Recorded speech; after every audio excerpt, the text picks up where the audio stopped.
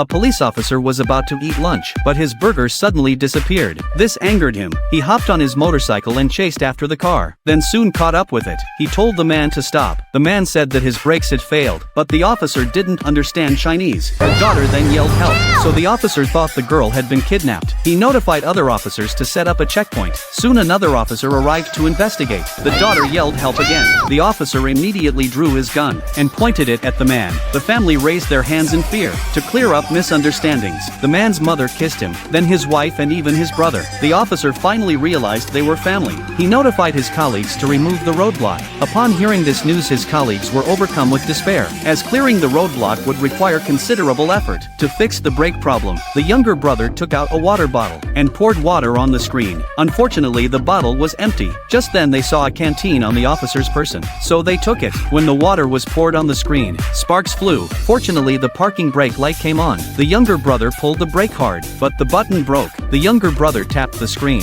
A second later, the man felt his buttocks begin to burn. The younger brother tapped the screen again, and water began to spray from the windshield, making it impossible for the man to see the road ahead. The younger brother had to climb out of the car window and wipe the water off the windshield with a cloth. Others grabbed his legs to prevent him from being thrown out. The younger brother began seeking help from an expert online. The expert suggested pressing both the brake and accelerator. When the man did so, the car actually accelerated, nearly hitting another car. Just as the younger brother was about to ask for help again, the expert went offline. It turns out that expert is just an internet celebrity. A while later, they drove into the toll booth, but the roadblock hadn't been cleared in time. The man had to turn onto a side road. They rushed off the highway and into farmland. The bumpy road made them even more nervous. Suddenly the wheels sunk into a mud pit, and the car finally stopped. They thought they were finally saved. Then two kind farmers stepped forward to help. The car was pushed out, and they had no choice but to continue on their way. At this time, a couple parked by the roadside. The young man had just opened his car door when it was knocked off by the man's car. The young man angrily chased after them. The man's car accidentally hit a rock,